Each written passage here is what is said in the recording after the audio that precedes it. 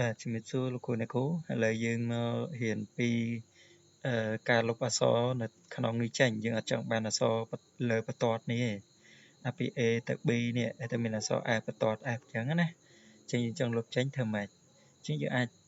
ចុចលើបន្ទាត់ហ្នឹងមកបាទចុចលើបន្ទាត់ហ្នឹងយើងคลิกមកស្ដាប់យកពាក្យថា show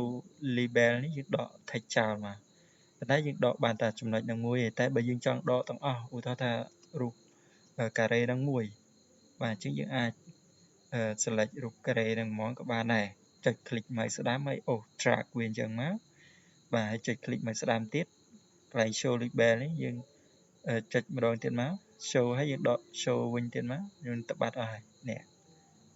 ប៉ុន្តែវាបាត់ ABC ណាឥឡូវយើងសូមធ្វើការដាក់វិញសិនឥ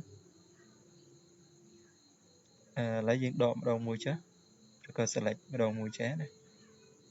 បាទចុច control ទៅហើយចុចទៅលើបន្ទាត់មួយក៏បានដែរហើយចុច click មកស្ដាំយកពាក្យ show label នេះយើងដកចេញមកបាទអញ្ចឹងវាដាច់ទៅវិញហើយដោយសារមិនយើង track ចឹងមិញវាដោយទៅចំណុច A និង B នេះអាចំណុចមូលហ្នឹងវាដោយអញ្ចឹងយើងបាច់ track ទេយើងអាច click មកស្ដាំ track ទៅលើអក្សរចេះបានដែរបាទឬក៏អញ្ចឹងទេយើងអាចclick មកស្ដាំទៅលើវាទៅលើបន្ទាត់ហ្នឹងយើងដកវាទៅបាទ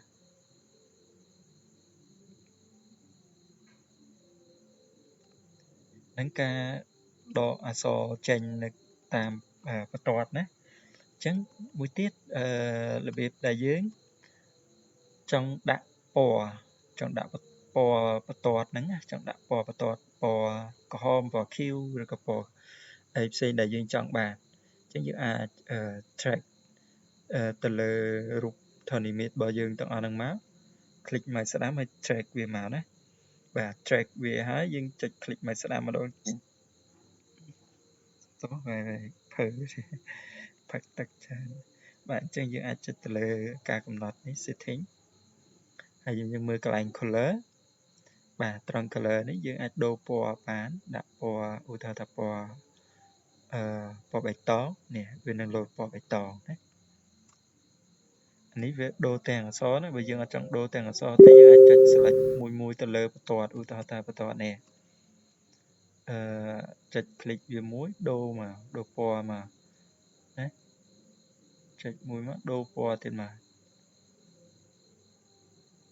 នឹងយើងអាចដូរយ៉ាងបានណាឬក៏អញ្ចឹងទៅយើងអាចចុច control ដើម្បី select ភ្ជាប់គ្នាណាបាទ control នេះមួយ control នេះមួយហើយយើងដូរពណ៌បាទនេះណាឃើញទេនឹងការដូរពណ៌ណាមួយទៀតយើងរបៀបយើងដាក់កម្រាស់បន្ទាត់អញ្ចឹងដាក់កម្រាស់បន្ទាត់បានយើងអាចចុច select លើបន្ទាត់យើងអញ្ចឹងដដែលមកបាទតមកយើងចូលទៅកាន់កន្លែងstyle ហើយយកមើលកន្លែង line thickness អញ្ចឹងនេះកន្លែង line thickness គឺជាកម្រាស់អញ្ចឹងកម្រាស់វាមាន5លេខណាយើងអូសគំនូសនេះមកទាញ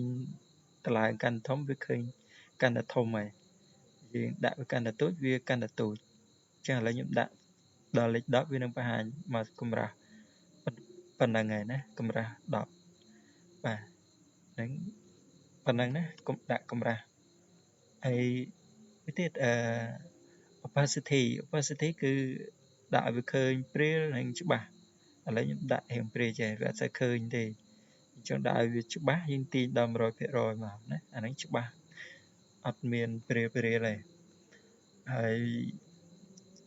បាទឥឡូវយើងសិក្សាពីប៉ុណ្្នឹងសិនខ្ញុំនឹងបង្ហាញពីវីដេអូមួយទៀតរបៀបយើងដាក់បន្ទាត់ដាច់